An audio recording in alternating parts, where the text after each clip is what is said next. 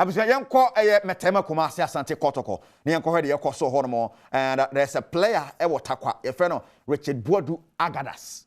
Yes, obobo pa. Report say ba say Kotoko ni wiane sa.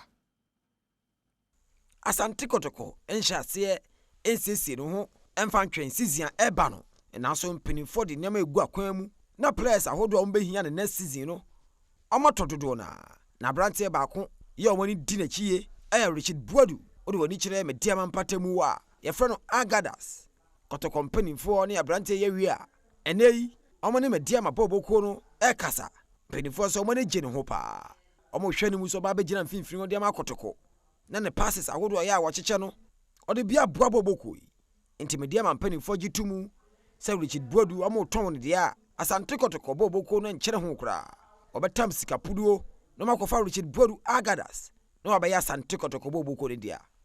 All right, no ne de ekoso and one expert of G Fast Mr. Ken one of